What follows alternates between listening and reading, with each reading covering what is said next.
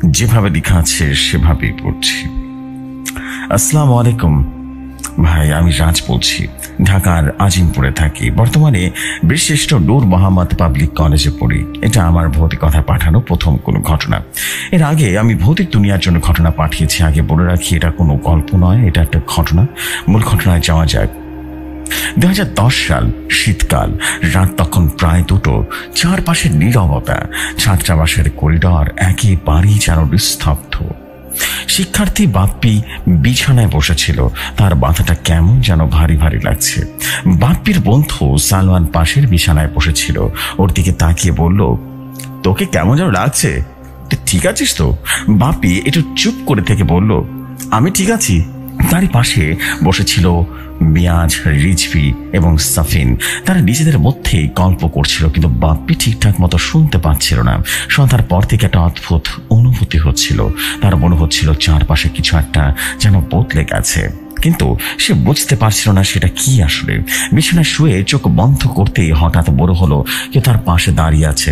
সে ধীরে ধীরে চোখ খুলল, কিন্তু সেখানে কেউ নেই। কলেজের আরেক শিক্ষার্থী জায়েদ চুপচাপ একা বসেছিল। বাপ্পি তার বন্ধু, একসময় খুব কাছের ছিল, কিন্তু সময়ের সাথে সাথে কোথায় যেন একটা ফাঁক তৈরি হয়ে গেছে। এমন কিছু ঘটনা ঘটেছে যা তার ভেতরে ক্ষোভ তৈরি করেছে। জায়েদের মনে একটা চিন্তা করছিল, কি কারণে সে বাপ্পিকে সহ্য করতে পারছিল না। সে ঠিক করলো এবার বাপ্পির জীবনটা নষ্ট করে দেবে। এটা ভেবে জায়েদ ছাত্রাবাস থেকে বের হয়ে গেল। তারপর সে কলেজের ছাত্রাবাস থেকে বেশ কিছুটা দূরে তান্ত্রিকের কাছে গেল। পুরনো ভাঙা বাড়িতে তান্ত্রিক নিধি দাস বসবাস করে এবং সেখানেই বসেছিল। তান্ত্রিকের সামনে ছড়িয়ে রাখা একটা পুরনো দলিল। নিধি দাস তান্ত্রিকের গলায় বিভিন্ন রকম তসবির মতো কিছু একটা দেখতে পেল। তান্ত্রিকের চোখ ধীরে ধীরে ওঠা সেই ধোয়ার মতো স্থির হয়ে গেল। জায়েদ যা চায় তা সে তান্ত্রিককে জানায়। এরপর তান্ত্রিক বলে উঠল, তুই জানো তো, একবার শুরু করলে কিন্তু ফেরার পথ থাকবে না। জায়েদ তাকিয়ে রইল, কিছু সময় চুপ করে থাকলো। তারপর বলল, আমি চাই। সে বাপ্পির কিছু না বুঝতে পেরে তার জীবনটা বলতে চায়। নিধি দাস দলিল করলেন আর বললেন, এটা আস্তে আস্তে শুরু হবে। প্রথমে কিছুই বুঝবে না, তারপর ধীরে ধীরে বলতে যেতে শুরু করবে। ছাত্রাবাসে বাপ্পি একদিন মাঝরাতে বিছানায় শুয়ে আছে, কিন্তু এবার কিছু একটা সত্যি বদলে গেছে। তার ঘুম আসছে এখনো। হঠাৎ বাপ্পি লক্ষ্য করলো ডিম লাইটের আলোতে বোঝা গেল জানালার পাশে রাখা বইয়ের ছায়া যেন একটু নড়লো, কিন্তু বাতাস নেই। বাপ্পি অনুভব করলো কেউ তার খাটের পাশে আছে। সে তড়িঘড়ি করে বসলো, কিন্তু সেখানে কেউ ছিল না। অন্যদিকে শিক্ষার্থী জায়েদের মনে শান্তির ভাবে রীতিমতো বাপ্পি বুঝতে পারে সে আর আগের মতো নেই। কিন্তু এই জাদু যে শুধু বাপ্পির জীবন নয়, জায়েদের জীবনও বদলে দিতে চলেছে। বাপ্পি সকালবেলা উঠে বুঝতে পারলো তার শরীরটা কেমন যেন ঝিমঝিম করছিল। কাল রাতের বেলা সে অস্বাভাবিক অনুভূতি কেন পুরোপুরি যেন কাটেনি। বিছানা থেকে উঠে আয়নার সামনে দাঁড়ালো। একটু সময় তাকিয়ে থাকলো। বাপ্পি নিজেকে নিজে রীতিমতো আয়নার সামনে দাঁড়িয়ে বলল, সব ঠিক আছে তো? আবার নিজে বলল, হ্যাঁ সব ঠিক আছে। কিন্তু কেন যেন মনে হলো তার মুখটা কেমন যেন অন্যরকম। সে চোখের পলক ফেললো। এবার আয়নার ভেতরে চোখের পলক অল্প একটু দেরিতে পড়লো। সে কিছুই বুঝতে পারল না। শিক্ষার্থীরা কলেজে মাঠে রীতিমতো দাঁড়িয়ে গল্প করছিল। বাপ্পি ধীর পায়ে হাঁটছিল, অন্যদের কথায় মন দিতে পারছিল না। তখনই তার বন্ধু সালমান পাশে এসে বলল, তোর চেহারা কেমন যেন দেখাচ্ছে, ঠিক আছিস তো? বাপ্পি কিছুক্ষণ তাকিয়ে থাকলো। তার বুক রীতিমতো শুকিয়ে গেল। সে বলল, আমি ঠিক আছি।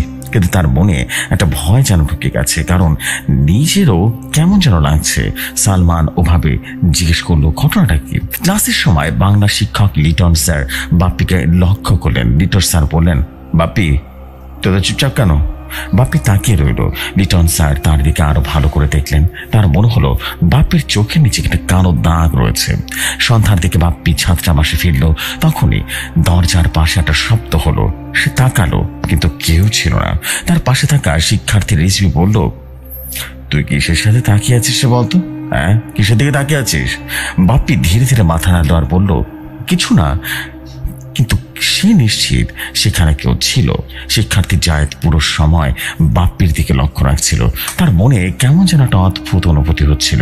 তান্ত্রিক নিধি দাস তাকে বলল, এই জাদু শুধু শত্রুর জন্য নয়, যার মাধ্যমে জাদু করা হয় তারও জীবনেও বদলে যায়। কিন্তু তখন জায়েদ বিশ্বাস করেনি কথাগুলো। এখন তার নিজের শরীরও কিছুটা বদলে যাচ্ছে কিনা সে নিশ্চিত নয়। রাত হলে বাপ্পি এবার আয়নার সামনে আবারও দাঁড়ালো। এবার তার প্রতিচ্ছবি সে আয়নার ভিতর থেকে হঠাৎ দেখলো পেছনে একটা অদ্ভুত ছায়া কেমন যেন দাঁড়িয়ে আছে, কিন্তু ঘরের মধ্যে কোনো আলো কিছুই যেন ছিল না। তার মনে হলো সে একটা ভুলের মধ্যে ঢুকে পড়েছে। সে মনে মনে বলল, এসব কিছু নয়, মনের ভুল। শীতের রাত, তাই সকলে নিজের পড়া রেডি করে রাতের খাবার শেষে তাড়াতাড়ি শুয়ে পড়লো। সারাদিন পড়া শোনা শেষ করে ক্লান্তি বোধ করলো, তাই সকালে শোয়ার সাথে সাথে ঘুমিয়ে পড়লো। সকাল 9টার দিকে বাপ্পি ঘুম থেকে উঠলো। সকাল থেকে এক ধরনের অদ্ভুত অস্বস্তি অনুভব করলো। তার শরীর যেন হঠাৎ করে শক্তিটা কমে গেছে, মাথাটা ঘোরাচ্ছে, শরীর খারাপ। তাই বাপ্পি মনে করলো আজ ক্লাসে যাবে না। কিন্তু আজকে তো বাপ্পির মনোবিজ্ঞান প্র্যাকটিক্যাল ক্লাস আছে, তাই কষ্ট হলেও সে রেডি হয়ে কলেজে গেল।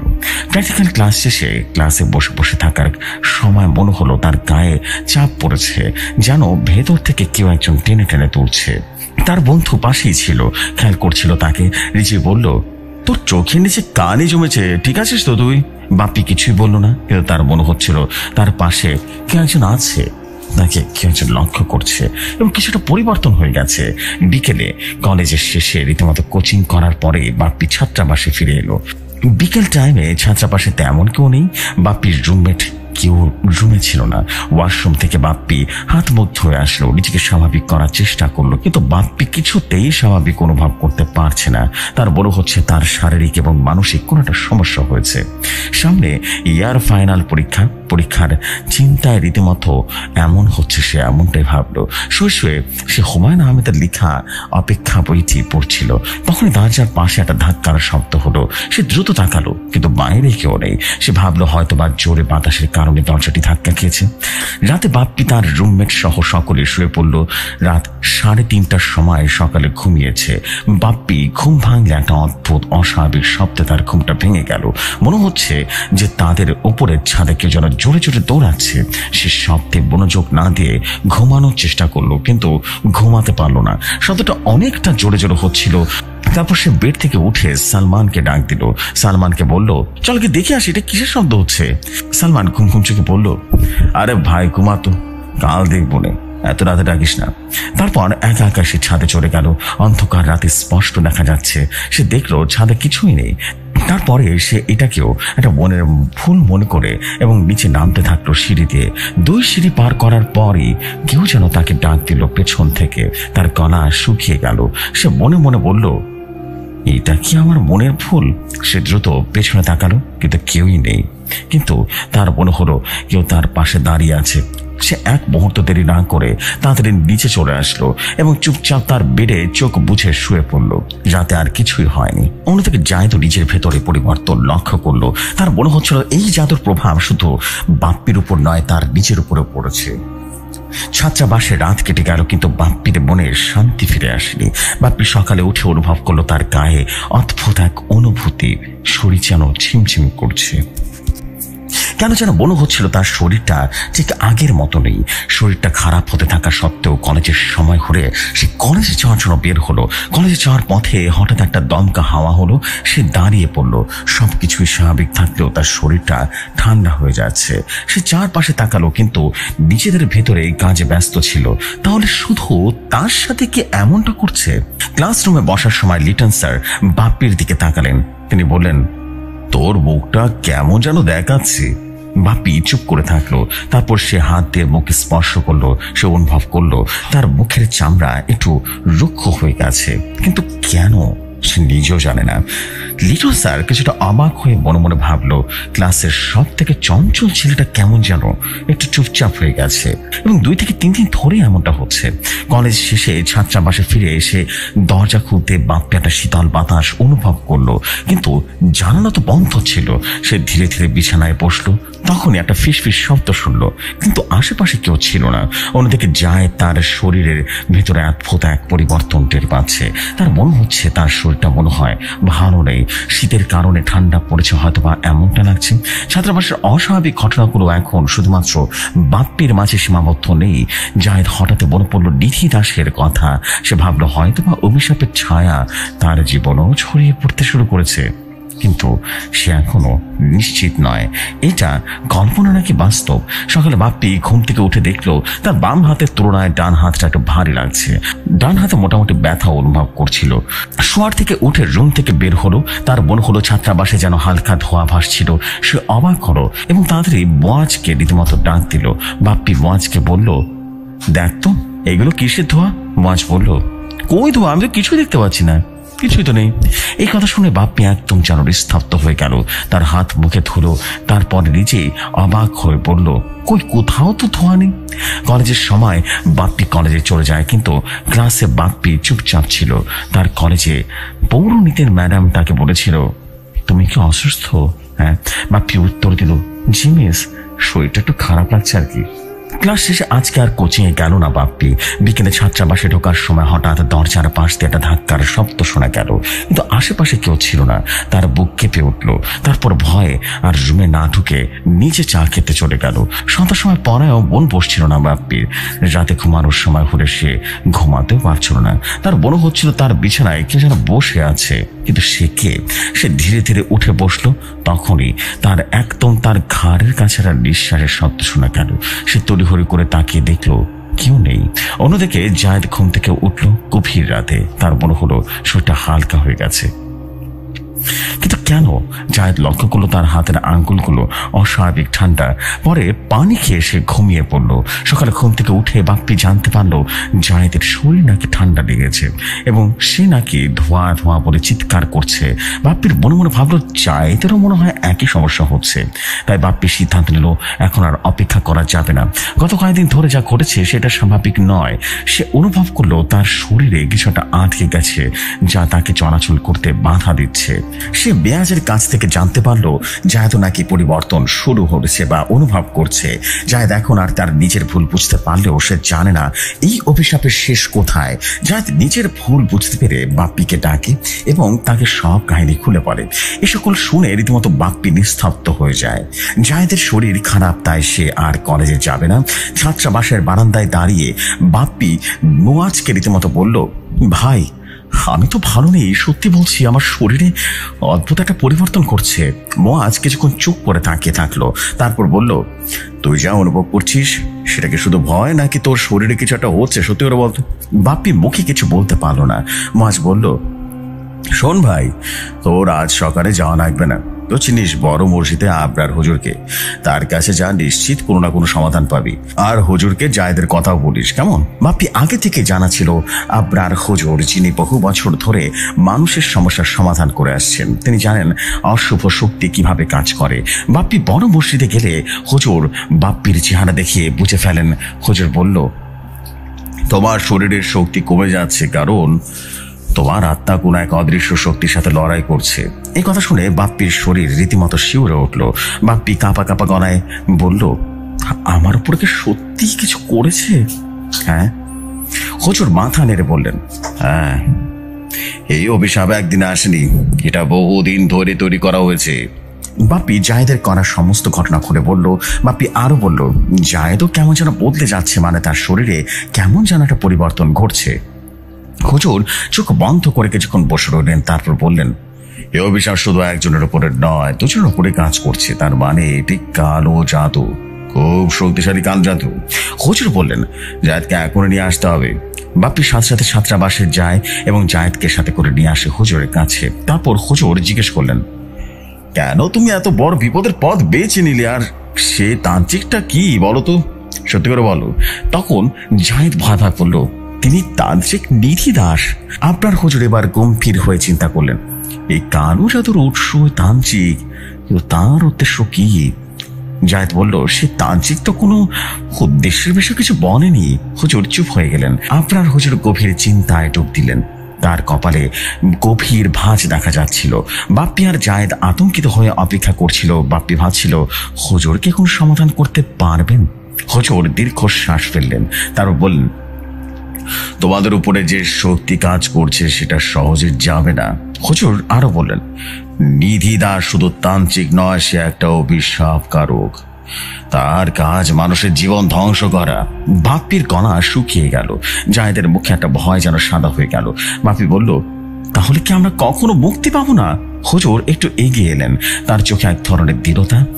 আর আবরার হুজুর বললেন, অভিশাপ দূর করা যাবে, কিন্তু তোমাদের সাহসী হতে হবে অনেক। আবরার তখন বলল, কিভাবে হুজুর? হুজুর তারপর তার পরিকল্পনা শুনল। হুজুরের পরিকল্পনা অনুসারে তোমাদের আজ রাতে একসাথে থাকতে হবে, কারণ আজ রাতে অভিশাপ যখন দুর্বল হয়ে যাবে তখন শেষ আঘাতটা আসবে। তারপর তারা হুজুরের কথা শুনলো এবং তারা একসাথে থাকার সিদ্ধান্ত নিল। রাতে যখন তারা একসাথে ছিল তখন তারা কেমন যেন একটা অদ্ভুত ভিন্ন ধরনের ছায়া দেখতে পেল। কোন রকম তারা নিজেদের সামনে রাখলো। রাত 2টোর একটু আগে হুজুর ছাত্রাবাসে প্রবেশ করলেন। হাতে তার কিছু একটা পানির বোতল ছিল। হুজুর এগুলোতে বিশেষ দোয়া পড়ছে, এগুলো অভিশাপের শক্তির ধ্বংস করতে পারবে। হুজুরের পরিকল্পনা অনুসারে বাপ্পি এবং জায়েদ রাত 2টার পর ছাদে যাবে। বাপ্পি আর জায়েদ ধীরে ধীরে ছাদে চলে গেল। তারা ছাদে যে দেখে সেখানে হুজুর আছে। হুজুর দেখে বাপ্পি ও জায়েদ কিছুটা স্বস্তি পেল। হঠাৎ ছাদের বাতাস ধীরে ধীরে ভারী হয়ে গেল। তারা তাদের শরীরে চাপ অনুভব করলো এবং চিৎকার দিয়ে উঠল। হুজুরের বোতলের পানি ছিটিয়ে দিলেন। ঠিক তখনই একটা বিকট আওয়াজ হলো। পুরো ছাত্রাবাস রীতিমতো ঝাঁকি খেল। ধীরে ধীরে সবকিছুই শান্ত হয়ে গেল। জায়েদের শরীর স্বাভাবিকভাবে অনুভূত হলো। বাপ্পি অনুভব করলো তার শরীরে আটকে থাকা শক্তি মুক্তি পেয়ে গেছে। হুজুর তখন বললেন, তোমরা মুক্ত, এটা বলে রেখো, তান্ত্রিকের অভিশাপ কখনো সাধারণ কিছু নয়। হুজুর ধীরে ধীরে ছাদ থেকে নেমে এলো এবং তার বড় মসজিদের দিকে চলে গেল। পরের দিন সকালে বাপ্পি এবং জায়েদের কাছে ছাত্রাবাসে আবারও স্বাভাবিক হয়ে গেল। গতকাল রাতে আবরার হুজুরকে তারা ভয়ে তার ধন্যবাদ জানাতে পারেননি, তাই তারা দুজন হুজুরকে শুকরিয়া জানাতে চায়। কিন্তু তার বড় মসজিদে কেউ ছিল না। পরে জোহরের নামাজের সময় তারা গেলে তারা দেখে হুজুর না, অন্য একজন নামাজ পড়াচ্ছেন। বাপ্পি এবং জায়েদ মনে করে হয়তোবা আসরের নামাজের সময় হুজুরকে পাবেন, কিন্তু আসরের নামাজের সময় হুজুরকে না দেখে বাপ্পি এবং জায়েদ আসরের নামাজ যিনি পড়িয়েছিলেন তার কাছে আবারও আবরার হুজুরের কথা জিজ্ঞেস করলে তারা জানতে পারে হুজুর নাকি গত 2 মাস ধরে হাসপাতালে ভর্তি। তাই তারা দুজনে রীতিমতো হতভম্ব হয়ে সেখানে চলে গেল। পরে 1 মাস পরে আবরার হুজুর সুস্থ হলে বাপ্পি জায়েদ হুজুরের কাছে চলে যায়। হুজুরের সাথে কথা বলে জানতে পারে হুজুর নাকি তাদেরকে প্রথম দেখছে। এ কথা শুনে জায়েদ এবং বাপ্পি আর কিছুই বলেনি। তারা নিজেরাও বুঝতে পারলো না এটা কিভাবে সম্ভব, এটা কি আদৌ কি সম্ভব কিনা। কোনো এক অদ্ভুত শক্তি হয়তো বা তাদেরকে রক্ষা করেছে আপনার হুজুরের শরীরের রূপ ধারণ করে, কিন্তু সেটা কি ছিল? আপনাদের কি মনে হয়? এই ছিল আমার ঘটনা। আমি রাজ ঢাকার আজিমপুর থেকে ঘটনাটি লিখে পাঠাচ্ছি। আশা করি ঘটনাটি ভালো লাগবে। পড়ে শোনাবেন। আসসালামু আলাইকুম।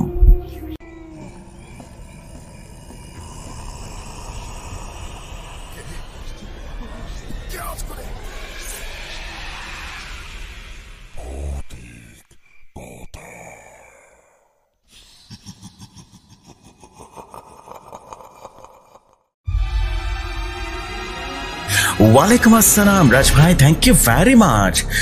আপনার স্টোরি কিন্তু মাশাআল্লাহ অনেক সুন্দর হয়েছে, এটা বলতেই হবে। আমি সত্যি খুবই আনন্দিত যে এত সুন্দর একটা ঘটনা পড়লাম। Thank you very much, thank you very very much. And মনে হচ্ছে খুব সুন্দর একটা স্মার্ট স্টোরির একটা প্রত্যাবর্তন হয়েছে প্রতি কথা। থ্যাংক ইউ, থ্যাংক ইউ, আপনাকে অনেক অনেক ধন্যবাদ এই অসাধারণ ঘটনার জন্য। এবং আমি শুধু আমার কথা বলবো না, সবার কাছে বলবো যে খুব সুন্দর ছিল স্টোরিটা। এখন আমরা আরেকটা ব্ল্যাক ম্যাজিকের স্টোরি পড়বো। আছে কিন্তু পরপর 2টো ব্ল্যাক ম্যাজিকের স্টোরি আছে। অ্যান্ড আশা করছি আপনাদের কাছে দ্বিতীয় ব্ল্যাক ম্যাজিকের স্টোরিটাও বেশ ভালোই লাগবে। আর না লাগার কিছু নেই, বিকজ স্টোরিটা অনেক বেশি জোস, creepy. So thank you very much Raj ভাই, আপনার পরবর্তী ঘটনার অপেক্ষায় থাকলাম। চলে যাচ্ছি আরেকটি ব্ল্যাক ম্যাজিক ঘটনায়। অর্থাৎ আজকে তো ব্ল্যাক ম্যাজিক স্পেশাল, তাই আজকে কিন্তু 2টি পরপর কালো জাদুর ঘটনা আছে। চলে যাই ঘটনায়।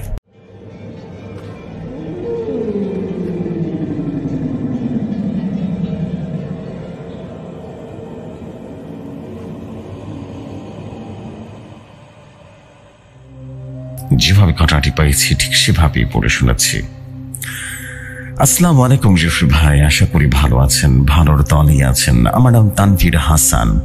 বছর 4 আগের একটি ঘটনা আজ শেয়ার করছি, যা আমার জীবনের সবচাইতে ভয়ঙ্কর স্মৃতি হয়ে থেকে গেছে।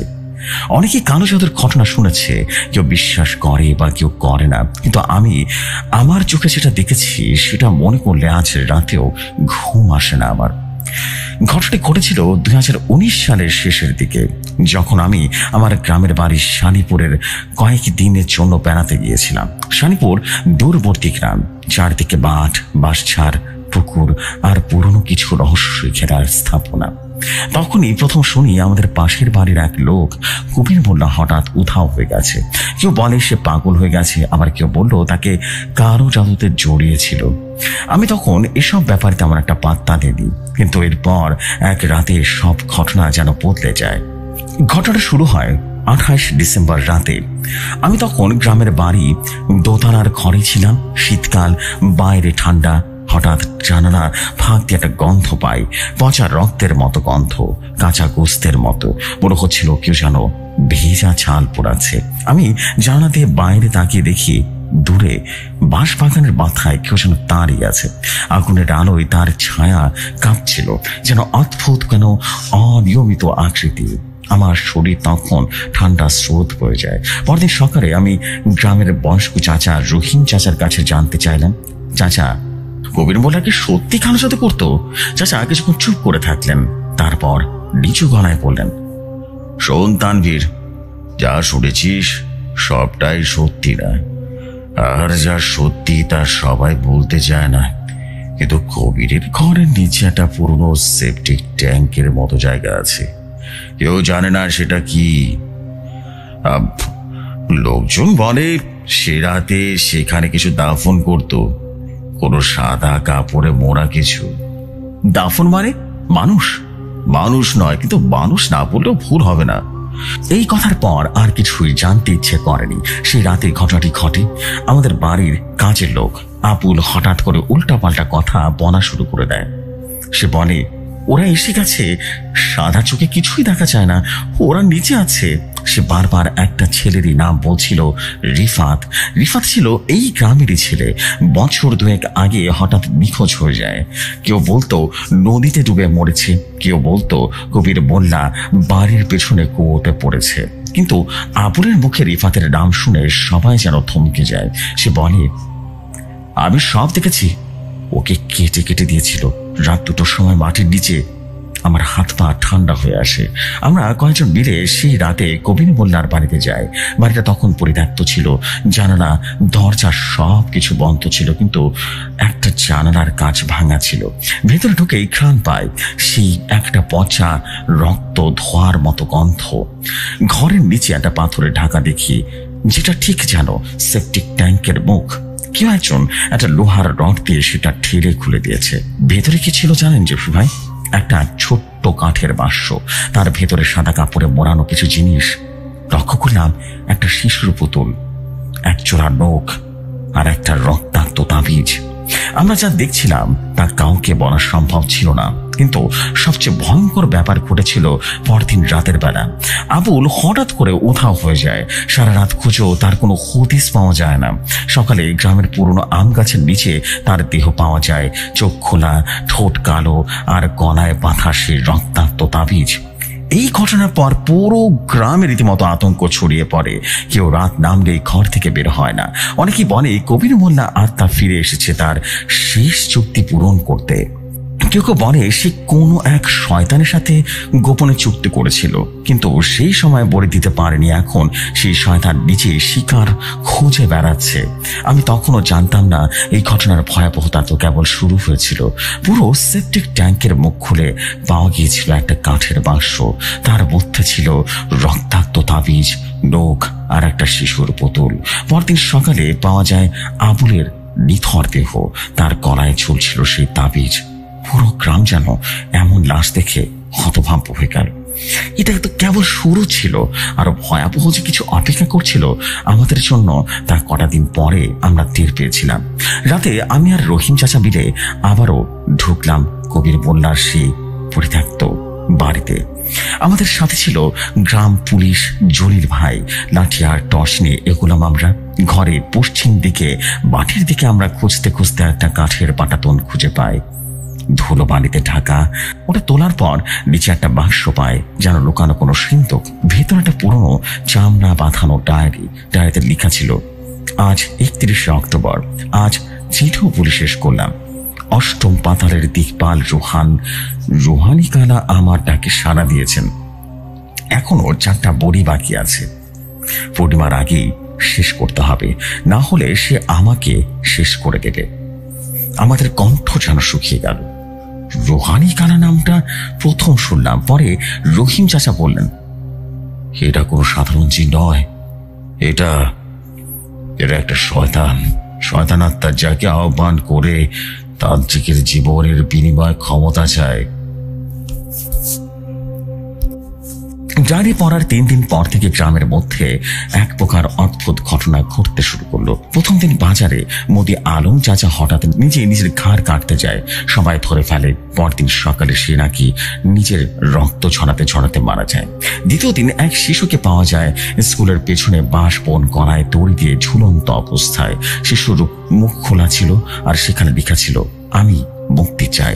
তৃতীয় দিন ভয়াবহ আরেক ঘটনা ঘটলো। এক গর্ভবতী নারী হঠাৎ করে চিৎকার করে বললেন, ওরা আমার পেট থেকে বাচ্চা নিয়ে গেছে। ওরা কালো পোশাক পরা ছিল, ছায়ার মতো ছিল, ওদের চোখ লাল ছিল, মুখ ছিল না। আমরা সবাই ভয় পেয়ে গেলাম। এরপর চতুর্থ দিন আরেক ভয়ঙ্কর ঘটনা ঘটলো। ঝড়ের রাতে একজন কবরস্থান কর্মী দৌড়ে এসে বলতে থাকে, ওরা উঠে এসেছে, খবর বললাম ফিরে এসেছে, খবরের মাটি কাঁপছে, আপনারা সবাই আসুন। আমরা রীতিমতো গেলাম, কিন্তু সেখানে কি কাউকে খুঁজে পেলাম না। ভাবলাম তিনি বোধহয় ভুলভাল দেখছেন। পঞ্চম দিন সুরমা নামের এক যুবতী হঠাৎ করে নিজের প্রাণ নিজে নিয়ে ফেলল। তার পাশে পাওয়া যায় সে তাবিজের মতোই আরেকটা রক্ত মাখা তাবিজ। সেই রাতে আমরা নিজেই কবির মোল্লাকে দেখি। না, সে বেঁচে নেই, তবু আমি তাকে দেখি। রাত 3টায় আমার ঘুমটা ভেঙে গেল। বাইরের জানালায় দেখি একজন দাঁড়িয়ে আছে, সাদা পোশাক, মাথা নিচু। তার পাশে বাতাস উঠছে, পচা রক্তের গন্ধ। বিভৎস অবস্থা। আমার কাশ শুকিয়ে গেল, থর থর করে কাঁপতে শুরু করলাম। আমি ভয় পেয়ে রীতিমতো চিৎকার করে উঠি। মা দৌড়ে আসেন, কিন্তু জানালায় তখন কেউ ছিল না। কিন্তু জানালার পাশে পাওয়া যায় পায়ের ছাপ, জুতা পরা নয়, খালি পা, আর মাটিতে লেখা, তুই আমাকে থামাতে পারবি না। আমার শরীর থেমে যায়। রহিম চাচা এক রাতে আমাকে আলাদা করে ডেকে নিয়ে বললেন, তানভীর, তোর কথা বলার আছে। কবির মোল্লা একা ছিল না, আমরা কয়েকজন ছিলাম যারা ওই সাধারণ সাহায্য করতাম। আমরাও ক্ষমতা চেয়েছিলাম। আপনারা মানে কি বলছেন? আমি যেন হতভম্ব হয়ে গেলাম। তিনি বললেন, আমি, জলিল এবং আরো 2জন। তো আমি সবসময় পিছিয়ে যাই, বাকিদের আমি খুশি পাইনি কখনো। কিন্তু আমি জানি ও আমাদের সবের উপরে অভিশাপ দিয়েছে। বলির তালিকায় আমরা আছি। আমি যেন বিশ্বাস করতে পারছিলাম না। আমি সিদ্ধান্ত নিই, ডায়েরির শেষ পাতায় লেখা আছে, 7ম বলির জন্য কালীঘাটের মাটিতে রক্ত ঢালতে হবে। আমি সেখানে যাচ্ছি। পরদিন দুপুরে রহিম চাচাকে নিয়ে চলে যায় সেই কালীঘাটে। পাথরের নিচে চাপা পড়ে থাকা সেই বাক্সটা খুঁড়ে তুলি। তার পেছনে কি ছিল জানেন? 4টা শিশুর দাঁত, মানুষের চুল, আর ছোট্ট কাটা আঙ্গুল, আর পাথরের ফলক। তাতে লেখা, রুহানি কালা মুক্ত। এখন সে নিজের বড়ি বেছে নেবে। রাতে যখন ডায়েরির সব পাতা উল্টে যাচ্ছিলাম, একটা পাতার পিছনে দেখি আমার নিজের নাম, তানভীর হাসান। এইটা আমি কি দেখলাম? আমার হোশ যেন উড়ে যায়। আমি এই বলির তালিকায় কিভাবে আছি? কেন, কিভাবে? কেউ কি আমাকে আগেই বেছে রেখেছিল? তখনই আমার চোখে পড়ে যায় ডায়েরির পাশের পাতায় লেখা, সে নিজেই বুঝবে সেই রাতে যখন তার ছায়া আর প্রতিবিম্ব দুটোই আলাদা দিকে হাঁটবে। ঘটনাটা এখানেই শেষ হলেই পারত, কিন্তু ঘটনাটা এখানে শেষ হয়নি। গ্রামের বাতাস ভারী হয়ে উঠেছে। প্রতিদিন নতুন করে কারো মৃত্যু ঘটছে, কেউ নিখোঁজ হচ্ছে। আমার শরীরে জ্বর উঠে যায়। স্বপ্নে দেখি আগুনে পুড়ে যাচ্ছে মানুষ, শিশুরা কাঁদছে। অজানা ছায়া যেন আমার নাম ধরে ডাকছে, আর আমার মুখ বারবার নিজের মুখে চলে আসছে কিছু অজানা মন্ত্র যা আমি কখনো শিখিনি। আমি তানভীর হাসান বুঝতে পারি আমি নিজেই কবির মোল্লার ডায়েরির পরবর্তী বলি হতে চলেছি, নিঃশব্দে। তবে আমি জানি না কে আমাকে পরীর তালিকায় এনেছে আর কেনই বা এনেছে? আমার স্বপ্নে আগুনে পড়ে যাওয়া মুখ, অদ্ভুত মন্ত্রের শব্দ, আর এখন চারপাশে মানুষ দূরে সরে যাচ্ছে। কেউ কেউ ভয় পাচ্ছে, কেউ কেউ চুপ করে থাকছে। পরদিন সকালে ঘুম থেকে উঠে দেখি আমার শরীর ভারী লাগছে, গলা শুকনো, হাত পা ঠান্ডা। মনে হচ্ছিল আমি যেন স্বাভাবিক কোনো মানুষ নই। আমি আয়নার দিকে তাকিয়ে ভয় পেয়ে যাই। আমার চোখ লাল, গায়ের নিচে কালো দাগ, ঠোঁটের কোণে যেন শুকনো রক্ত জমে আছে। মা এসে জিজ্ঞেস করলেন, তুই ঠিক আছিস তানভীর? আমি শুধু মাথা নেড়ে বললাম, হ্যাঁ মা, একটু ঘুম কম হয়েছে আর কি। কিন্তু আসলে আমি জানতাম কিছু একটা গভীরভাবে আমার ভেতরে ঢুকে গেছে। আমি ডায়েরির পেছনের পাতায় আবারও পড়তে শুরু করলাম। একটা পাতায় লেখা আছে, শেষ বলির আগে যাকে বেছে নেবে সে নিজেই নিজেকে শেষ করে দেবে। তখনই বুঝলাম আমার ভয়টা সত্যি হতে চলেছে। কেউ বা কিছু ধীরে ধীরে মানসিকভাবে নিয়ন্ত্রণ করছে। আর তখনই মনে পড়ে গেল জলিল ভাই, গ্রাম পুলিশ, সেই ব্যক্তি যিনি প্রথম আমাদের কবিরের ডায়েরির উদ্ধার করে সাহায্য করেছিলেন। আমি তাকে খুঁজে বের করি। তার বাড়ির পেছনে পরিত্যক্ত গোয়াল ঘরে ঢুকতে দেখি দেয়ালের গায়ে আঁকা অদ্ভুত চিহ্ন, পুরনো হাড়, কাপড় মোড়া সবকিছুই যেন দেখে বোঝা গেল জলিল ভাই এখন একজন কালো জাদুতে একেবারে পণ্ডিত তান্ত্রিকের অনুগত। তিনি বললেন, তুই আসছিস? জানতাম। তিনি আরো বললেন, কবির বাড়ায় গেছে ঠিকই, কিন্তু যে তাকে শক্তি দিয়েছিল সে এখন তোকে বেছে নিয়েছে। তুই শেষ বলি, বুঝতে পেরেছিস? আমি তখন বললাম, আমি নিজে বলি হতে দেব না নিজেকে। আমি জানি তোরাও জড়িত ছিলিস সেই কালো জাদুর চক্রে। তিনি হাসলেন আর বললেন, তুই পারবি না পালাতে। রোহানি কালা তোকে নিজেই ডাকছে। আজ পূর্ণিমার রাত পেরোলিয়ে আসবে। রাত 12টা। জানালার বাইরে চাঁদ যেন ফ্যাকাশে রক্তের মতো লাল হয়ে আছে। ঘরের বাতাস ঠান্ডা, গন্ধ ছড়াচ্ছে জ্বলন্ত চুল্লির ছায়ার মতো করে। আমি দেখি আমার ছায়া জানালায়, কিন্তু আমার শরীর নড়ে না। ছায়াটা নিজে নিজে হাঁটছে। আমি জানি এটাই ডায়েরিতে বলা সেই মুহূর্ত যখন তার ছায়া আর প্রতিবিম্ব আলাদা দিকে হাঁটবে। ঠিক তখন ঘরের দরজাটা খুলে গেল নিজে নিজেই। আমি বেরিয়ে যাই মাঠের দিকে। বাঁশ বাগানের পাশে আগুন জ্বলছে। চারপাশে 4টি কালো পোশাক পরা লোক দাঁড়িয়ে আছে। একজন হাত উঁচু করে বলছে, মন্ত্র। অদ্ভুত এক মন্ত্র। বাতাস হঠাৎ করে ভারী হয়ে যায়। আকাশ অন্ধকার, চাঁদ নিভে গেল। একটা ছায়া লম্বা ও বিকৃত ধোঁয়ার ভেতর থেকে বেরিয়ে এলো।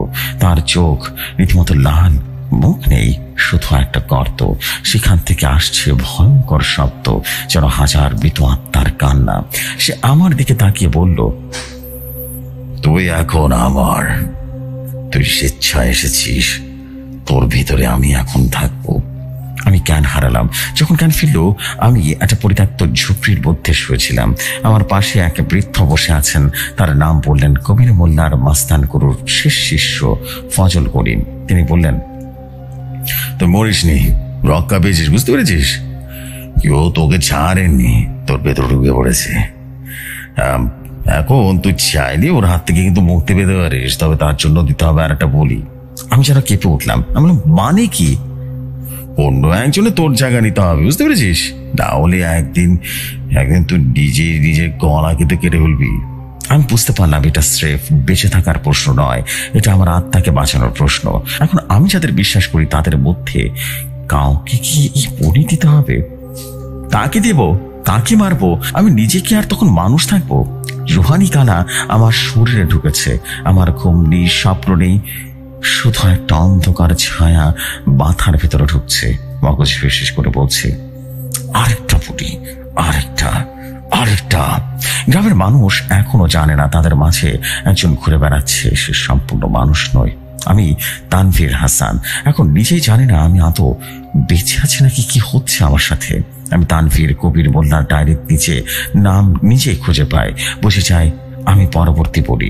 কালো জাদুর শয়তান রুহানি কালা আমার শরীর দখল করে নিয়েছে, আর আমি ধীরে ধীরে আমার মানসিক ভারসাম্য হারাতে থাকি। আমাকে একমাত্র রক্ষা করতে পারে নতুন এক বলি, কিন্তু আমি কি নিজেকে বাঁচাতে অন্য কারো জীবন নেব? পরদিন রাতে আমি ঘুমাতে পারছিলাম না। পিছনে আম গাছটার নিচে বসেছিলাম। বাতাস ভারী হয়ে গেল। মাথার ভেতরে ফিস ফিস করে শয়তানের কণ্ঠস্বর শোনা গেল। তোর মা, তোর বন্ধু সাব্বির, তোর চাচাতো ভাই রায়হান, কাউকে দে। আমি চোখ বন্ধ করে ফেলি, কিন্তু যখন খুললাম দেখি সামনে দাঁড়িয়ে আছে আমার মা। তিনি কাঁপা গলায় বললেন, তুই তো ঠিক ছিলি না, কিন্তু এখন পুরোপুরি বদলে গেছিস তানভীর। আমি চুপ করে থাকি, জানি না আমি কি হয়ে গেল আমার ভেতরে। 31শে জানুয়ারি পূর্ণিমার রাত, আবার সে অভিশপ্ত রাত। রাতে আমি স্বপ্নে দেখি আমার ঘর ধসে পড়েছে, রক্তে ভাসছে বেছে, আর তার মাঝখানে দাঁড়িয়ে আমি। আমার মা চোখ দুটো রীতিমতো কোটর থেকে বের হয়ে আছে, মুখ থেকে ধোঁয়া বের হচ্ছে। আমার চোখ খুঁতে দেখি আমার ঘরের বেঁচেতে দাঁড়িয়ে, হাতে ছুরি, মায়ের গায়ের গন্ধ। না, আমি এটা করিনি। আমি তো এরপর একটা শব্দ আসে আর বলল, তুই করিস নাই, আমি করেছি। রুহানি কালার কণ্ঠস্বর আসলো। আমি রীতিমতো চিৎকার দিয়ে উঠি। ঘর কেঁপে উঠে দরজা ভেঙে ঢুকলো রহিম চাচা, ফজলে করিম এবং গ্রামের দুজন। তারা আমাকে টেনে ধরে, আর আমি তখন অজ্ঞান প্রায়। আমাকে নিয়ে যাওয়া হয় গ্রামের পুরনো শ্মশান ঘাটে। সেখানে তারা একটা বিশাল বৃত্ত আঁকে, লাল রঙের রক্তে ভেজানো কাপড় দিয়ে চারদিকটা ঘিরে ধরা। আমার চোখের সামনে জ্বলে উঠলো আগুন, এবং রুহানি কালার ছায়া বেরিয়ে আসে আমার শরীর থেকে। সে চিৎকার করে বলল, তুই ঠকালি, আমাকে প্রতিশ্রুতি দিয়ে বলে দিল না আমি ফিরে আসবো। তারা মঞ্চ পরে আগুনে ছুড়ে দেয় সে ডায়েরি, সে তাবিজ, আর একটা শিশুর দাঁত। দোহাটা মুহূর্তে হারিয়ে যায়। আমার গা থেকে যেন 1000 টন ভার নেমে গেল। আমি চোখ বন্ধ করলাম। আমার মা বেঁচে ছিলেন, রক্ত ছিল গরুর। আমি আসলে কিছুই করিনি। রুহানি কানা আমাকে দিয়ে করাতে চেয়েছিল, কিন্তু শেষ সময় আমি নিজেকে আটকে রাখতে পেরেছিলাম।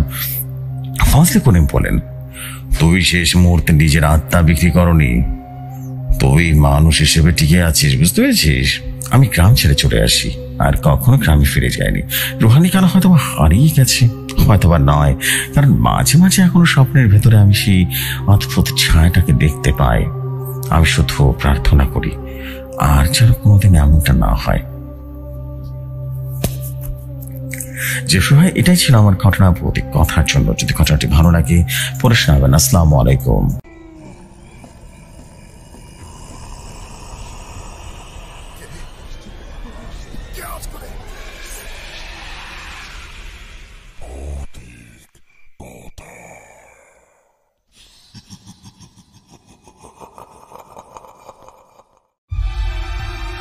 ওয়ালাইকুম আসসালাম, thank you very much for this story. And আমরা কিন্তু আবারও শুনে ফেলাম একটা ব্ল্যাক ম্যাজিকের অদ্ভুত ঘটনা।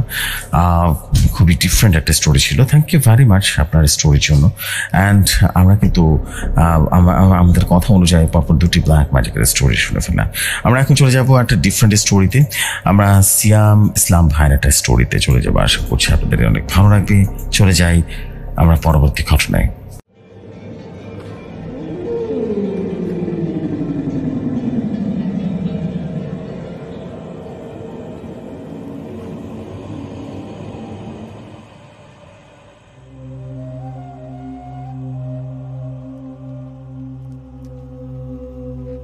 যেভাবে লেখা আছে সেভাবে পড়ছি। আসসালামু আলাইকুম জসিম ভাই, আমার নাম সোহেল মাহমুদ। এটা আমার প্রথম ঘটনা ভৌতিক কথার জন্য। ঘটনাটি ভালো লাগবে পড়ে শোনাবেন। আমার নাম সোহেল মাহমুদ। তখন সদ্য চাকরিতে ঢুকেছি। বছর 2 আগে সরকারি প্রজেক্টের কাজের জন্য আমাকে বরাদ্দ করা হয় উত্তরাঞ্চলের ছোট্ট একটি শহর, যেটার নাম বটতলার ছোট্ট নাম। এবং শহরটা ছিল খুব একটা উন্নত নয়, তবে ছোট্ট হলেও মানুষের আন্তরিকতা খুব বেশি ছিল। পুরনো একটা বাসভবন বরাদ্দ করা হয় আমাকে থাকার জন্য। ছাদের উপরে কেউ থাকে না। এই বাড়িটার সবচেয়ে অদ্ভুত ছিল আমার ঘরের বাঁ পাশে জানালাটা পুরোপুরি খোলা থাকে, যদিও বাইরে ঘন জঙ্গল ঝোপঝাড়ে ভরা। প্রথম থেকে ব্যাপারটা স্বাভাবিক মনে হচ্ছিল। জানালাটা বেশ পুরনো, কাঠের পাল্লা কষে পড়েছে, তিনটে অস্থায়ীভাবে আটকে রেখেছে কেউ, তবে খুলে গেলে আর ঠিকভাবে বন্ধ হয় না। আমি রাতে ঘুমানোর আগে একটা পর্দা টানিয়ে দিলাম, কিন্তু সমস্যাটা শুরু হলো এক রাতে। ঘটনা ছিল আমাদের বটতলার থাকার সেই 4র্থ সপ্তাহে পূর্ণিমার রাত। প্রচন্ড গরমে ঘুম আসছিল না। জানালার পর্দাটা সরে গিয়েছিল তখন প্রায় রাত 2:15। ঘুমের ঘোরে চোখ খুলে দেখি একটা ছায়া জানালার পাশে দাঁড়িয়ে আছে। পুরো শরীরটা অন্ধকারে আচ্ছন্ন, কিন্তু স্পষ্ট বোঝা যায় মানুষের মতো মাথা নিচু করে দাঁড়িয়ে আমার কাছে তাকিয়ে আছে। আমি প্রথমে ভাবলাম হয়তো চোর হবে। উঠে গেলাম আলো জ্বালাতে, কিন্তু আলো জ্বালানোর মুহূর্তে ছাদ যেন আকাশে মিলিয়ে গেল। ঘর থেকে বের হয়ে বাইরে গিয়ে দেখি চারদিকে নিস্তব্ধ। পায়ে হেঁটে কেউ গেলে অন্তত শুকনো পাতার শব্দ হতো, কিন্তু সেই ছায়া নিঃশব্দে চলে গেল। অফিসের কাজের মাঝে বারবার মাথা করছিল আগের রাতের ঘটনা। স্থানীয় পিয়ন লতিফ ভাইকে জিজ্ঞেস করলাম, এদিকে জঙ্গলটা কোনোভাবে বিপজ্জনক বা গুজবের কিছু আছে নাকি? তিনি একটু চিন্তা না করে বললেন, জানালা দিয়ে বাইরে বেরোয় না স্যার, ওদিক দিয়ে একটা পাগল থাকতো, ওখানেই মরে গেছিল।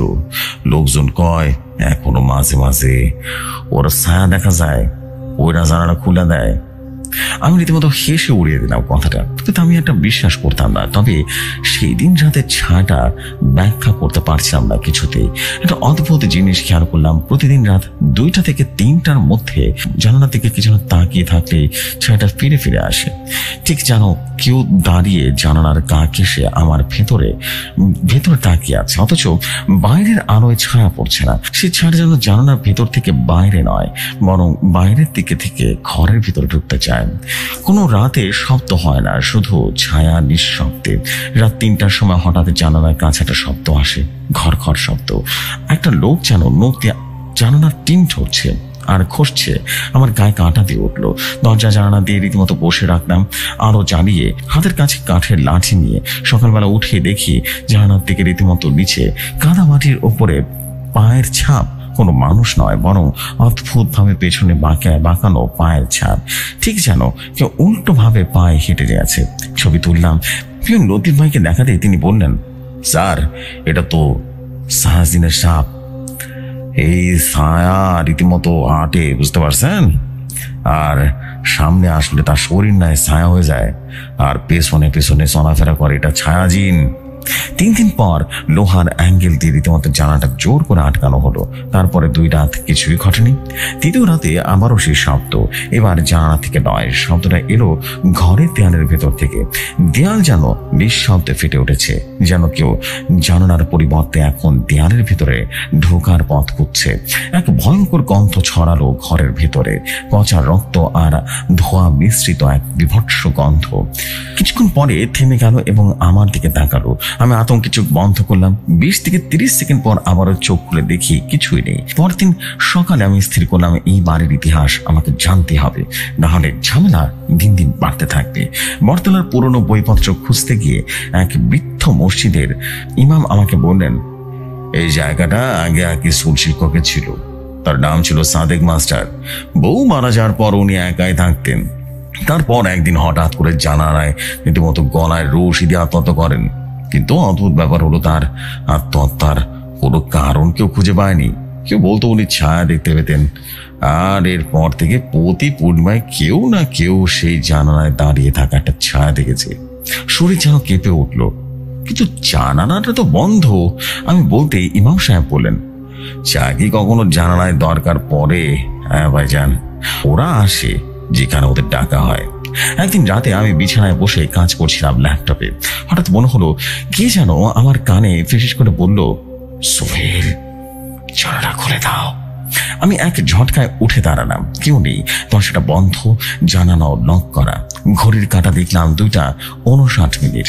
হঠাৎ করে জানালার পাশের দেয়ালের রং ফেটে বেরিয়ে এলো এক লালচে পানি। গন্ধে মনে হলো রক্ত। তখনও শুনলাম শব্দটা আবারও আসছে, ও জানি তুমি এখানে থাকো, এখন ওকে দেখতেই হবে। এক ভয়ঙ্কর রাতে 14 অগ্রহায়ণ, তীব্র শীতে আমাদের ঠান্ডায় রীতিমতো কাঁপছিলাম। জানালার পাশ থেকে রীতিমতো আবারও সেই ছায়া দেখা গেল। এবার আর দৃষ্টি সরাতে পারলাম না। এবার স্পষ্ট দেখতে পেলাম একটা মানুষের মতো ছায়া, যার মুখে কোনো মুখ নেই, যার মুখে গর্ত। যেখানে চোখ থাকার কথা সেখানে কালো কোহবর। হাত নেই, কেবল হাতের মতো ধোয়ার মতোটা ছায়া, যেগুলো দেয়ালে ঘষাঘষি করছিল। সে আমার দিকে তাকিয়ে মুখে শব্দ করলো, তুই তোর ঘরে থাকিস, এখন তুই তার জায়গা। ঘুমের ঘরে আমি জ্ঞান হারালাম। সকালে ঘুম থেকে উঠে দেখি আমার ঘরের দেয়ালে খোদাই করে লেখা, তুই পালিয়ে যা, না হলে ওরা আসছে। এবং লতিফ ভাইয়ের মাধ্যমে পুরনো মিউনিসিপ্যাল অফিসের একটা পরিত্যক্ত ফাইল কেটে পেলাম একটা রিপোর্ট। সাদেক মাস্টার নামের লোকটি মানসিক চিকিৎসার ইতিহাস ছিল না, কিন্তু তার মৃত্যুর কিছুদিন আগে তিনি বলতেন, আমি রাতে ঘুমাতে পারি না, ছায়াটা জানালার দিকে দাঁড়িয়ে থাকে, আমাকে কিছু বলছে কিন্তু আমি বুঝতে পারি না।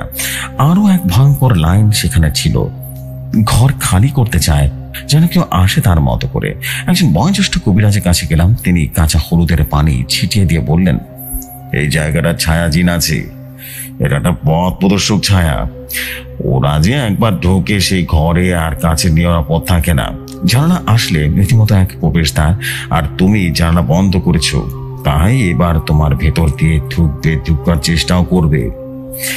আমার পা রীতিমতো ঠান্ডা হয়ে গেল। সে সাথে আমার ঘুম ভেঙে দেখি আমার শরীর জমে গেছে, একটুও নড়তে পারছি না, যেন অসাড় হয়ে গেছে। জানালার দিকে তাকিয়ে দেখি সেই ছায়াটা বিছানার পাশে দাঁড়িয়ে আছে, একদম যেন আমার বুকের কাছে, আর তার নিঃশ্বাসের শব্দ আমি শুনতে পাচ্ছিলাম। শরীরটা এবার একদম আমার। আমি চিৎকার করলাম, কিন্তু কোনো শব্দ বের হচ্ছিল না। ঠিক তখনই বিকট এক আওয়াজ হলো, এবং দরজার বিকট আওয়াজে মনে হচ্ছিল কিছু ধাক্কা মারছে। সব মিলিয়ে জ্ঞান হারালাম। পরদিন সকালে আমি সিদ্ধান্ত নিই, যাকে থাক বা না থাক, এই বাড়িতে আর এক মুহূর্ত থাকা যাবে না। ঘর খালি করে বেরিয়ে যাওয়ার সময় জানালার পাশে এসে পুরনো চিঠিটা পাওয়া গেল, যেটা হয়তো আমার দেয়ালের ভিতরে থেকে রীতিমতো খসে পড়েছে। সেটা ছিল সাদেক মাস্টারের হাতের লেখা, এই জানালা খুলে দিও না, আমি ভুল করেছিলাম, এখন ছায়াটা আমার ভিতরে আছে। ওই জানালায় দাঁড়িয়েছিল, এখন আমার ভিতরে বসবাস করছে ছায়াটা। বাড়ি ছাড়ার পর অনেক বছর কেটে গেছে, এখন অন্য এক জায়গায় থাকি, কিন্তু আজও পূর্ণিমার রাত 3টার দিকে আমার ঘুম ভেঙে যায়।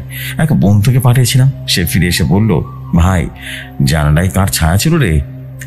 আমি তো বাইরে কাউকে দেখতে পারিনি, কিন্তু কাছে কি যেন ছায়া ছিল। বাড়িটা ছাড়ার পরেও আমার ঘুমের মধ্যে প্রায় সে জানালাটাকে দেখতাম, যেটা আমি লোহার অ্যাঙ্গেল দিয়ে বন্ধ করেছিলাম। অদ্ভুতভাবে সে বন্ধ জানালার ভেতর থেকে কি যেন আমাকে ডাকছিল আর বলছিল, ফিরে আয়, আমি এখনো অপেক্ষায় আছি। স্বপ্ন হলো সেই ধাক্কাটা বাস্তব ছিল। এমনই একদিন হঠাৎ করে শুনি লতিফ ভাই মারা গেছেন। তার পায়ে পচন ধরেছিল, কিন্তু মৃত্যুর আগে নাকি অসংলগ্নভাবে কথা বলে গিয়েছিল। সে বলেছিল, জানালা খুলে ফেলেন, সে জানালা দিয়ে ফিরতেছে, জানালা বাইরে থাকেন না। এই কথা শোনার পর আমারও মন চাইল না, কিন্তু কে যেন ঠেলে আমাকে সে আবারও বটতলা নিয়ে গেল। গিয়ে দেখি বাড়ির চেহারাটা একদম আগের চেয়ে আরো বেশি ভৌতিক হয়ে গেছে। যারা প্লাস্টার রীতিমতো খড়ে পড়েছে, এবং ঘরের ভেতরে হাঁটলে ধুলোর গন্ধ রীতিমতো দম বন্ধ হয়ে যায়। কিন্তু সবচেয়ে ভয়ঙ্কর ব্যাপার ছিল, জানালাটা আবারও খুলে গেছে, লোহার অ্যাঙ্গেল ভেঙে ভেতরে পড়ে আছে, এবং জানালার নিচে পেছনে একটা বাঁকানো পায়ের ছাপ। ভেতরে ঢুকতেই যেন ঘরের বাতাস আস্তে আস্তে ভারী হতে লাগলো। একটা পুরনো আয়না ছিল জানালার বিপরীতে। সেই আয়না আমি নিজেকে দেখতে পেলাম, কিন্তু চোখে চোখ রাখতে পারলাম না, কারণ আমি যেটা আয়না দেখছিলাম সেটা আমি ছিলাম না। আমার মুখ নরমাল ছিল, চোখ কালো ছিল, আর ঠোঁটের কোণে একটা অসুস্থ হাসি ছিল। একটা কোণে পড়েছিল একটা পুরনো পেন ড্রাইভ, সম্ভবত সাদেক মাস্টার, জানতাম না চালু হবে কিনা, কিন্তু ল্যাপটপ লাগাতে সেটা খুলে গেল। সেখানে একটা ভিডিও ছিল, রাতের বেলার ভিডিও। সাদেক মাস্টার বসে আছেন বিছানায়, ঘরের ভেতরে ক্যামেরা, এবং ঘড়িতে তখন রাত 2:45। জানালার পাশে একটা ছায়া এসে দাঁড়ালো।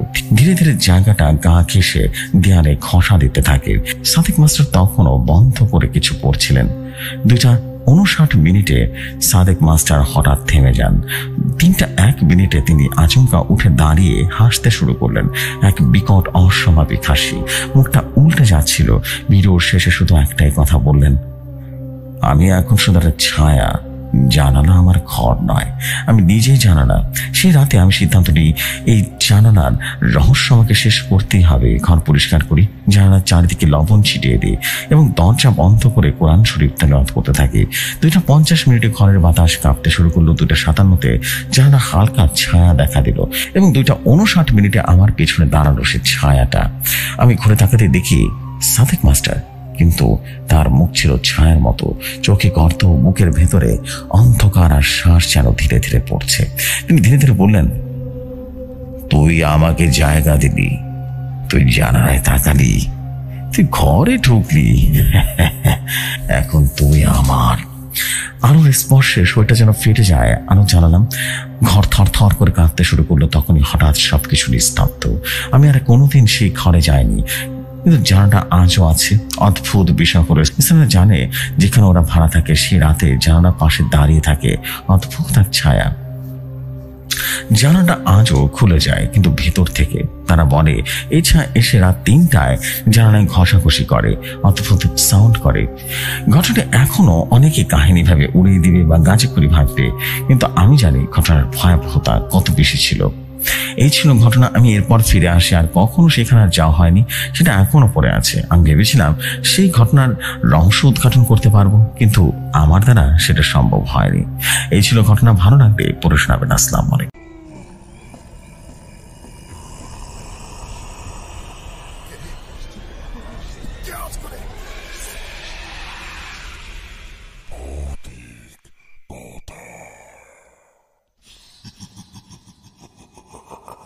ওয়ালাইকুম আসসালাম। Thank you very much for a story. স্টোরিটা অদ্ভুত ছিল, সত্যি বলতে অদ্ভুত ছিল। অদ্ভুত ঘটনা সবসময় ভালোই লাগে। অ্যান্ড আপনাকে অসংখ্য ধন্যবাদ এই স্টোরির জন্য। আমরা এখন যেটা করবো সেটা হচ্ছে ছোট দুটি স্টোরি আছে। একটা হচ্ছে আবরার ফারহাজ ভাইয়ের ঘটনা, আর একটা হচ্ছে যা হোক, আরেকটা না বলি, একটু পরেই বলছি, কারণ যখন স্টোরি শুরু হবে তখন বললে সবচেয়ে ভালো হবে। এনিওয়েজ, আমরা এখন যেটা করবো সেটা হচ্ছে দেরি করবো না, আমরা সরাসরি আমাদের নেক্সট স্টোরিতে চলে যাবো। দুটি ছোট ছোট স্টোরি আছে, আশা করি আপনাদের ভালো লাগবে, খারাপ লাগবে না। চলে যাই ঘটনায়।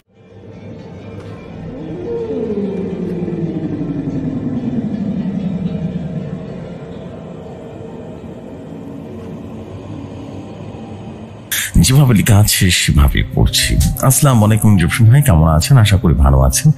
আমি ইয়াসিন এবং নারায়ণগঞ্জের বন্দর থেকে বলছি। আশা করি যে ঘটনাটা বলবো সেই ঘটনাটি আপনাদের কাছে ভালো লাগবে, এবং ঘটনাটি করেছিল আমার আব্বুর সাথে। তাহলে শুরু করা যায়। 1989 সাল। আমার আব্বুর বয়স তখন 8 কিংবা 9 বছর। তখনকার সময় কারেন্ট ছিল না, কেরোসিন তেলে কপি ব্যবহার করতো। আর আমার আব্বু ছিলেন আমার দাদা দাদির বড় ছেলে, তিনি ক্লাস 3-তে পড়তো। তখন আমার বড় ফুপুর বিয়ে হয়ে যায়। ঘটনাটা শুরু ঠিক সেখান থেকে। আগে বলে রাখি, আমার দাদু ছিলেন এখন পার্ট অফিসের ম্যানেজার।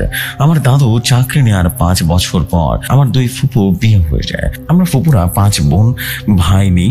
ছোট 2টা ভাই ছিল, আমার আব্বু আর আমার চাচা। আমার ফুপুদের নাম রাজিয়া, কলি, মাজেদা, পারভিন, আসাদা এবং আমার আব্বুর নাম রনি। ছোট চাচা জনির মাঝে আব্বু আমার ফুপুকে তার শ্বশুর বাড়িতে দিয়ে আসতো আর আনতে যেত। আগে বলে রাখি, আমার বড় ফুপুর বাসা আমাদের বাসা থেকে একটু একটা বিল পরে। আমার আব্বু ছিল বড় ছেলে। আমার দাদু তো একদিন আমার আব্বু আমার ফুপুকে তার শ্বশুর বাড়িতে দিয়ে আসতে যায়। তখন আমার ফুপুর স্বামী তাদের বাসায় ইলিশ মাছ আনি। তখন আমার আব্বু বাসায় আসতে গেলে দুলাভাই এবং তার বোন জড়াজড়ি করে যে বসো রনি, ভাত খেয়ে যাবে। আব্বু আমার ওই মাছ বাঁচা দিয়ে ভাত খেতে খুব পছন্দ করতো। ঘটনাটি ঘটে তখনই। আব্বু রাত 9টা কিংবা 10টার দিকে হবে। তখন গ্রামে অনেক রাত, খুব একটা মানুষ আসা যাওয়া করতো না, কারেন্ট ছিল না। বেশি রাত হয়ে যাওয়ার কারণে তাদের বাসায় ফিরতে হতো। বিলে বসে রীতিমতো বাসায় ফেরার চিন্তা করেন। আগে বলে রাখি, বিলের মাঝে একটা ইজল গাছ আছে, এবং এখনো সেই গাছটার কাছে যারা যায় তারা কিন্তু অনেক রকম ভয়ঙ্কর বিষয় দেখে এবং শরীরটা বন্ধ করে দেয়। যাই হোক, আব্বা দেখলো যে সব পড়তে জানো এবং আর ধারালে রীতিমতো ঘামতে লাগলো। আব্বা গাছের সামনে আসতে দেখলো একটা চর খেয়ে আব্বা অজ্ঞান হয়ে যায়। আর তখনই আব্বু অজ্ঞান হয়ে পড়েছিল। তখন ছিল না কারেন্ট, মোবাইলও ছিল না। তাই আমার ফুপু যে আমার ভাই বাসায় ছিল না জিজ্ঞেস করার কারণ ছিল না। এবং আমার আব্বু প্রচন্ড পরিমাণে ভয় পেয়ে গেল এবং দৌড়ে বাড়িতে আসলো এবং বাড়িতে এসে অজ্ঞান হয়ে পড়লো। এবং ফেরার পরে তাকে দেখা গেল যে সে বিভৎস রকম ভাবে একেবারে একটা জিন দ্বারা আছর করেছিল। এবং অবশেষে একজন আব্বুকে খুঁজে পায় এবং সেখান থেকে আব্বাকে নিয়ে আসে। আব্বার 7 দিন প্রচন্ড জ্বর ছিল, মুখে কিছুই খেতে পারেনি। আসলে সেই হিজল গাছে যে জিনটা ছিল সেটা আব্বাকে ভর করেছিল। পরে কবিরাজ আনে, কবিরাজটার নাম ছিল মুন্সি। ওনার কাছে যায় এবং উনি ঝাড়ফুঁক করে দেয়, তেল পরা দিয়ে দেয়। পরে আব্বু অনেক রকম ভাবে কষ্ট করে এবং 7 দিন পর মোটামুটি সুস্থ হয়ে যায়। কবিরাজ বলে দেয় যে সেই ইলিশ মাছ না খেতে দেওয়ার কারণে সেই পিশাচে জিনটা তাকে ভর করেছিল, তাকে কষ্ট দিয়েছিল, অত্যাচার করেছিল। এই ছিল ঘটনা। ভালো লাগলে পড়ে শোনাবেন। Thank you so much. আপনার স্টোরি আমি কিছু বুঝতে পারছিলাম না বেসিক্যালি, বিকজ আপনার স্টোরি কোনো দাড়ি কমা ছিল না, প্লাস অনেক স্পেলিং মিস্টেক ছিল। এনিওয়েজ আপনি লিখেছেন, ভালো লাগছে। এনিওয়েজ আমরা এখন চলে যাচ্ছি আমাদের কল করতে স্টোরিতে।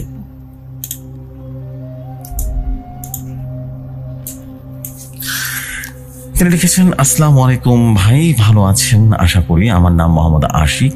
আমি আপনার ঘটনা সবসময় শুনি, বলতে পারেন শুরু থেকে আপনাদের সাথে আছি। আমি একজন মালয়েশিয়ান প্রবাসী, বাসা মুন্সিগঞ্জের কোনো এক গ্রামে। কিছু সমস্যার কারণে গ্রামের নাম বলতে পারছি না। যদি দীঘায় কোনো ভুল ত্রুটি হয়ে থাকে তাহলে ক্ষমা সুন্দর দৃষ্টিতে দেখবেন। আমি ভয়েসে লিখি, তাই কোনো কথা না বাড়িয়ে সরাসরি ঘটনায় যাওয়া যায়। ঘটনার নাম সেই জানালাটা। আমি আশিক। যে ঘটনাটি বিশ্বাস করবে কিনা জানি না, কিন্তু আমি বলছি একদম যেমনটা ঘটেছিল তেমনই। আমাদের গ্রামে একটা পুরনো জমিদার বাড়ি আছে। সবাই বলে ওই বাড়ির পশ্চিম দিকে জানালাটা অভিশপ্ত, রাতে কেউ ওদিকে তাকায় না। এসব আমি কুসংস্কার ভাবতাম। এক রাতে প্রায় 12টার সময় বন্ধুরা চ্যালেঞ্জ দিল। আমি সাহস করে সেখানে একাই গেলাম। ভেতরে ঢুকে কিছুই বুঝতে পারিনি, সবকিছুই নর্মাল ছিল। কিন্তু ঠিক জানালার সামনে দাঁড়াতেই দেখলাম জানালাটা নিজে নিজেই খিচখিচ শব্দ করে খুলে যাচ্ছে। একটা ঠান্ডা হাওয়া এসে আমার মুখে লাগলো এবং মনে হলো ফিস ফিস করে বলছে, তুমি এসেছো এতদিন পরে।